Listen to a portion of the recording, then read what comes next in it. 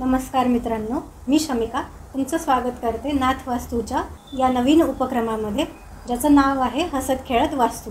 या चर्चासत्रामध्ये आपण वास्तुशास्त्रासोबतच विविध विषयांवरती चर्चा करणार आहोत आणि या सगळ्या विषयांवरती सविस्तर माहिती देणार आहेत आपल्याला मुंबईतील सुप्रसिद्ध वास्तुशास्त्र तज्ञ पंडित जितेंद्र कुलकर्णी गुरुजी। चला तर मग जाणून घेऊया वास्तुशास्त्रातील अनेक गमती जमती। हसत खेळत वास्तू बाय नाथ वास्तू। गुरुजी, असा बरेचदा प्रश्न येतो की आम्ही जेव्हा बाहेर असतो तेव्हा खूप छान हसत खेळत असतो, एकदम आनंदी वातावरण असतं आणि जसं घरात पाऊल ठेवू तसं कलह होतो, चिडचिड होते, भांडणं होतात, नवरा बायको असेल, आई वडील असतील, अजून कोणी असेल। पण हे का होतं असं? म्हणजे बाहेर असताना एवढं छान आणि घरात आल्यानंतर असं वातावरण खराब का होतं किंवा निगेटिव्हिटी का येते? जसं की आपण काही वेळेस नात्याला रँडमली घेत असतो, तसं वास्तूला पण आपण इग्नोर काही वेळेस करत असतो। काही वास्तूंमध्ये कसं असतं की बेडरूम चुकीच्या दिशेला असेल किंवा घरातला अग्नी जो आहे तो चुकीच्या दिशेला असेल, तर त्या घरात पाय ठेवल्या ठेवल्या आपल्याला वादविवादाची सुरुवात, किंवा ते घर जर कधी अस्तव्यस्त असेल तर वादविवादाची सुरुवात। मग बाहेर गेल्यानंतर आपलं मन थोडं मनोरंजनात्मक होतं, थोड्या नवीन नवीन गोष्टी बघतो, त्यामुळे जुन्या गोष्टींचा विसर आपल्याला पडतो, म्हणून बाहेर गेल्यानंतर आपल्याला खूप छान वाटतं। वास्तुदोष असेल अशा घरामध्ये गेल्यानंतर आपल्याला चुकीच्या ठिकाणी जर कधी काही वस्तू असतील किंवा आपलं जसं पंचतत्वांनी आपलं शरीर बनलेलं आहे तसं वास्तू सुद्धा पंचतत्वांनीच बनलेली आहे, तर ते पंचतत्व जर कधी इनबॅलन्स असतील तर अशा घरामध्ये वादविवाद होणे किंवा न जमणे अशा बऱ्याचशा गोष्टी आपण बघू शकतो। तुम्ही आता जसं पंचतत्वांचा उल्लेख केला, तर ते बॅलन्स करण्यासाठी काय करतो? जसं की आता आपला जो जीव आहे ते एक शिवाचं प्रतीक आहे आणि जरी हे पंचतत्व आहे तरी एकमेकांना ते विरोधी आहे। म्हणजे अग्नी आणि पाणी जसं विरोधी आहे, धातू आणि वृक्ष तत्व जसे विरोधी आहे, एकमेकांचं अस्तित्व नाहीसं करतात, तसं हे पंचतत्व आपल्या घरामध्ये जर कधी योग्य दिशेला नसतील तर ते घराचं अस्तित्व नाहीसं करतात। त्या लोकांचं अस्तित्व एक प्रकारे समाजातलं नाहीसं होत जातं, ते कुठेतरी मागे पडतात। मग ते आरोग्याच्या बाबतीत, रिलेशनच्या बाबतीत, समजून घेण्याच्या बाबतीत किंवा पैशांच्या बाबतीत, करिअरच्या बाबतीत कुठेतरी मागे पडतात। त्यांचं अस्तित्व ते पंचतत्व टिकू देत नाही आणि ते जर कधी योग्य दिशेला नसेल, म्हणजे आपल्या वास्तुशास्त्रानुसार सिंपल पाच तत्व, ब्रह्मस्थान म्हणजे सेंटर, ते एम्प्टीच पाहिजे। आपण जेव्हा सकाळी उठतो, रिकामं पोट असतं, त्यावेळेस आपली एनर्जी बघा, जेवल्यानंतर थोडी आपल्याला सुस्ती येते एक प्रकारची आपल्याला। तसं ब्रह्मस्थान जर कधी आकाश तत्व मोकळं ठेवलं, त्याच्या समोर पुढे आग्नेयला जर कधी गेलो तिथे अग्नी तत्व ठेवलं, ईशान्य तत्व मोकळं ठेवलं, तिथे हवा, उजेड, पाणी हे जर कधी व्यवस्थित असेल, नैऋत्येला आपण जसं म्हणतो की पृथ्वी तत्व आहे, जड तत्व आहे, त्या ठिकाणी झोपलो आपण, तर अशा वेळेस ती वास्तू आपोआपच बॅलन्स व्हायला लागते आणि ती बॅलन्स झाल्यानंतर आपली आपोआपच प्रगती होते। आणि ही बॅलन्स नसेल तर त्याचे काय दुष्परिणाम? बघा, आपलं संपूर्ण आयुष्य हे एक प्रकारे प्रगती करण्यासाठी आपला जन्म झालेला आहे। आपण आज या दिवसात, या महिन्यात, या वर्षभरात एक प्रकारे ग्रोथ करणार आहोत, म्हणून सगळेजण पळतायत। विद्यार्थी अभ्यासासाठी पळतायत, त्यानंतर जे करिअर आहे ते अजून आपल्याला चांगला पैसा कसा मिळेल त्याच्यासाठी पळतायत, काही लोक आरोग्यासाठी पळतायत, तर ते त्यांना चांगल्या पद्धतीने जे मिळालेलं आहे ते टिकून राहावं आणि त्याच्यामध्ये ग्रोथ व्हावी, याच्यासाठी वास्तुशास्त्राची मदत आपल्याला घेता येते। एक प्रकारे टूल आपण त्याला समजू शकतो।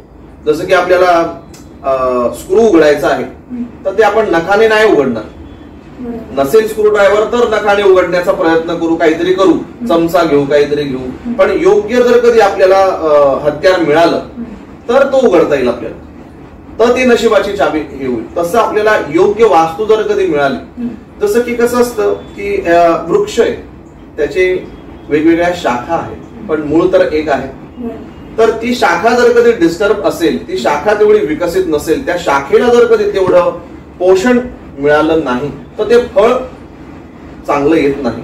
त्या शाखेला जर कधी व्यवस्थित भरण पोषण मिळालं तर मग ती शाखा व्यवस्थित, तशी ही पृथ्वीची वेगवेगळी शाखा आहे, ती शाखा जर कधी व्यवस्थित असेल तर त्या शाखेवर आपलं घर असेल म्हणजे ते फळ असेल तर ते व्यवस्थित सुमधुर होतं, व्यवस्थित ते वृद्धिंगत होतं आणि तो आयुष्यामध्ये सक्सेसच्या एक वेगळ्या पद्धतीने बघायला लागतो. 369 माणूस चेंज होतो आणि तो सक्सेसला एक वेगळ्या पद्धतीने बघतो.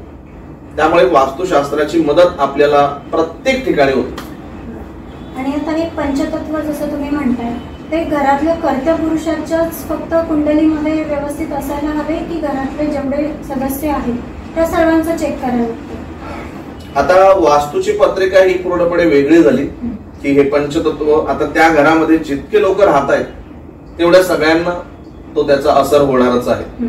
जसं की कर्त्या पुरुषालाच नाही पण त्या स्त्रीला सुद्धा, कारण कर्ता पुरुष जर कधी डिस्टर्ब असेल तर तो घरात पैसे कमी आणेल. तो जर कधी पैसे कमी आणेल तर त्याची समाजामध्ये पाहिजे तशी तेवढी म्हणजे श्री प्राप्ती ही होणारच नाही त्याला, तर समाजामध्ये त्याला किंमत मिळणार नाही. आज तुम्ही किती चांगले आहात किंवा काय आहात पण तुमच्याकडे पैसा किती त्याच्यावरच लोक तुमच्याशी संबंध जोडतात. कितीही म्हटलं तरी हे सत्य आहे. पैशाला अनन्यसाधारण महत्व आहे. तुम्ही म्हणजे घरच्यांचा दवाखाना चांगला करू शकत नाही जर कधी पैसे नाही येतात. अशा बऱ्याचशा केसेस मध्ये अगदी मृत्यूची सुद्धा तारीख काढायला लोक येतात की हे बाबा हे मरणार कधी आहे. त्यानंतर पैशाला एवढं अनन्यसाधारण महत्व आहे, जर कधी ऍक्सिडेंट झाला तर त्या प्रेतावर तुम्हाला दागिने कधी सापडत नाही, त्याचा मोबाईल कधी सापडत नाही, तर लोक त्याला बघायला जेव्हा येतात तेव्हा ते लुटून घेतात. ही मानसिकता झालेली आहे लोकांची. त्यामुळे पैशाला अनन्यसाधारण महत्व आहे हे मान्यच करावं लागेल. तर तो पैसा म्हणजे फक्त कागदी नोटा नसून ते आरोग्य पण आहे, ती धनप्राप्ती आहे, ती वाहन लक्ष्मी आहे, अशी 10 प्रकारची लक्ष्मी आहे. तर ही लक्ष्मी आपल्याकडे चांगल्या पद्धतीने कशी येता येईल त्याच्यासाठी आपण छोटे छोटे बदल घरामध्ये करू शकतो. जर कधी समजा अग्नेयला किचन नसेलच तर सगळ्यात पहिले आपण अग्नेयला दिवा लावायला सुरुवात करा.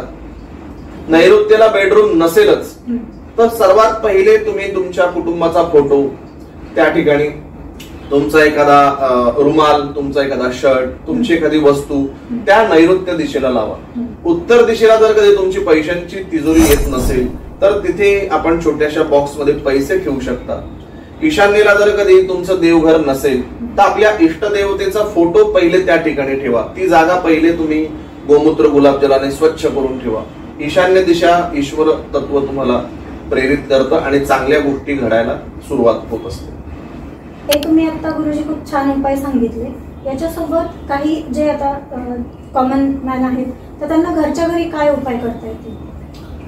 सगळ्यात आधी तर आपण घर स्वच्छता सगळ्यात जास्त महत्वाची. ज्या ठिकाणी स्वच्छता आहे त्या ठिकाणी बरेचसे दोष आपोआपच कमी होतात. आणि जर कधी आपल्या घरामध्ये वादविवादाचं म्हणजे प्रमाण कसलं जास्त आहे, आजारपणाचं प्रमाण जास्त आहे तर मग आपण घरातली आग्नेय दिशा नीट करावी. पैशांचं प्रमाण, करिअरचे जर कधी प्रॉब्लेम आहे तर उत्तर दिशा आपली घरातली व्यवस्थित करावी. त्यानंतर आपल्या घरामध्ये जर कधी आळस खूप जास्ती आहे, कोणी कामालाच जायला मागत नाही किंवा नवीन काही करायचा प्रयत्न करत नाही तर ईशान्य दिशा आपल्या घरातली नीट आपण केली पाहिजे. आपल्या घरामध्ये जर कधी सतत पाहुण्यांची वर्दळ असेल किंवा सार्वजनिक कामांमध्ये आपला वेळ जातोय किंवा त्याच्यातनं तुम्हाला काहीच फायदा होत नाही, सगळे स्वार्थापोटीच तुमच्याकडे येत आहे, तर मग त्यावेळेस घरातली वायव्य दिशा आपली व्यवस्थित करावी. जर कधी तुमच्या पत्रिकेत किंवा रिलेशन मध्ये प्रॉब्लेम आहे, तुमच्या पती पत्नींमध्ये जर कधी जमत नाहीये तर तुमची नैऋत्य दिशा घरातली व्यवस्थित करावी.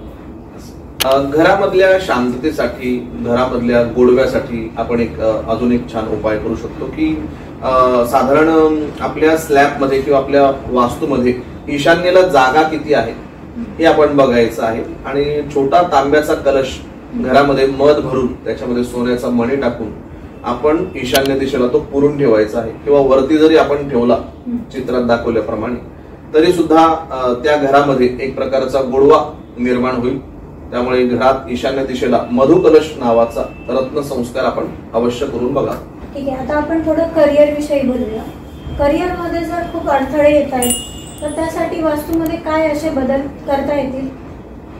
सगळ्यात पहिले आपण घराच्या सेंटरला उभं राहून पूर्व दिशेला तोंड करावं आणि बघावं की आपल्या समोर चित्रात दाखवल्याप्रमाणे पूर्व दिशेला दरवाजा किंवा खिडकी वगैरे असं आहे का. नॅचरल प्रकाश जर कधी पूर्वेपासून येतोय तर त्या घरामध्ये थोडा उत्साह अधिक प्रमाणात जाणवतो. जसं की सकाळी उठून व्यायाम करा हे प्रत्येकाला वाटतं, पण ते होत नाही. प्रगतीसाठी काय करावं याचे 100 उपाय प्रत्येकालाच माहिती आहे, पण ते होत नाही. ते होण्यासाठी जी ऊर्जा लागते ती असते पूर्व दिशेमध्ये. त्यामुळे पूर्व दिशा बऱ्यापैकी ओपन असावी, किंवा पूर्व सेंटर पासून लेफ्ट साइडला जे पळ आहे, चित्रात दाखवतोय आपण, या पद्धतीने तुम्ही चेक करू शकता. तर या ठिकाणी आपल्याला मिरर लावायचा आहे. त्यानंतर अशा घरी आपली अपॉर्च्युनिटी येते, पण उत्तर दिशा जर कधी टॉयलेट असेल, त्या ठिकाणी जर कधी अडगळ असेल, कट असेल, तर अशा वेळेस त्या ठिकाणी अत्यंत म्हणजे पैसे न टिकणे किंवा कुठल्या तरी गोष्टीत ते विनाकारण खर्च होणे, या सगळ्या गोष्टी आहेत. त्यासाठी उत्तर दिशा आपण बघावी. आता उत्तर दिशेला जर कधी टॉयलेट येत असेल तर ते टॉयलेट काढू शकत नसाल आपण, तर त्या ठिकाणी आपण पहिले त्याला स्वच्छ ठेवून, म्हणजे त्याचा उपयोग झाल्यानंतर चांगला चंदनाचा स्प्रे त्या ठिकाणी मारायचा आहे, किंवा सुगंध संस्कार जो आहे नाथ वास्तूचा आमचा, तो आपण त्या ठिकाणी ठेवू शकता. मीठ, तुरटी, लवंग हे ठेवणं कॉमन आहे. त्यामुळे तिथे वापरण्यात येणारे जे भांडे आहेत, म्हणजे प्लास्टिकचे जे काही तुम्ही भांडे वापरत असाल त्या ठिकाणी, टब म्हणा, ब्रश म्हणा, ते सगळे ब्ल्यू कलरचे घ्यावे, म्हणजे आपल्याला त्या ठिकाणी उपयोग होईल. त्यानंतर एखाद्या चांगल्या पॉट मध्ये आपण कमळ लावू शकतात त्या ठिकाणी, भले ते डुप्लिकेट का असे ना, ते कमळ ठेवू शकता, पाणी ठेवू शकता स्वच्छ. त्या ठिकाणी आपण म्हणजे आरसा लावू शकतात, टॉयलेटचा जर कधी पॉइंट येत असेल त्या ठिकाणी, पण त्यासाठी प्लॅन बघणं आवश्यक आहे. पैसा तर येतोय पण पैसा टिकत नाही, मग अशा घरामध्ये वास्तुदोषच असतो की अजून काही कारण? बऱ्यापैकी ते लोक प्री प्लॅनिंग नसतात. जसं की महिन्याला 25,000 रुपये येत आहेत, तर 24,000 खर्चच आहे त्यांचा, तर कसे पैसे टिकणार आहे? मग आता महागाई पण खूप जास्त प्रमाणात वाढली, त्यामुळे फ्लक्च्युएट त्यांचं हे होणारच आहे. त्यामुळे एखादा जर कधी आजारी पडला किंवा घरामध्ये 1 महिना जर कधी ती इन्कम आली नाही, तर यांचं लगेच बजेट कोलमडतं. तर याचा अर्थ असा नाही की प्रत्येक वेळेस तो वास्तुदोष आहे, त्यांना नियोजन जमत नाही, किंवा असं नाही की महिन्याचा खर्च 25,000 आणि 5 लाख रुपये येत आहेत आणि मग पैसे टिकत नाहीये, तर हा एक प्रश्न झाला. आणि तरी सुद्धा असं जर कधी वाटतं आपल्याला की खरंच पैसा टिकत नाहीये, तर मग घराची आपली पूर्व आणि उत्तर दिशा आपण चेक केली पाहिजे की त्यामध्ये नेमकं काय प्रॉब्लेम येतोय. तिथे आपल्याला खरं तर पाणी ठेवायला पाहिजे, तर पाणी नाहीये तर काय आहे. तर मग ह्या सगळ्या गोष्टींसाठी आपण कमेंट करू शकतात की कमेंट मध्ये आम्हाला काही प्रश्नांची उत्तरं जर कधी तुम्हाला हवे असतील. कसं आहे की प्रत्येक व्यक्ती तितक्या प्रकृती, जशी व्यक्ती असेल तसं त्याचे म्हणजे प्रत्येकाचे हे वेगवेगळे असतात. तर आपल्या घरामध्ये नेमकं काय प्रॉब्लेम आहे तो आपण प्रश्न आम्हाला कमेंट मध्ये विचारू शकता, त्याच्यात आम्ही सगळ्यांचे उत्तर देण्याचा प्रयत्न करू. तुम्हाला तुमच्या वास्तुदोष काय आहे किंवा तुमचं घर वास्तुशास्त्रानुसार आहे का नाही हे जर कधी संभ्रम असेल, तर तुम्ही एकदा अपॉइंटमेंट बुक करून आमच्या वेबसाईटवर जाऊन किंवा या खाली दिलेल्या नंबरवर संपर्क करून विचारू शकता की काय आहे.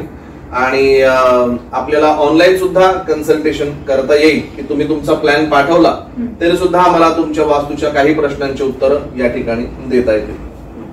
मित्रांनो, पुढचा पॉडकास्ट चुकवायचा नसेल तर लाईक, शेअर आणि सबस्क्राईब करायला विसरू नका. थँक्यू.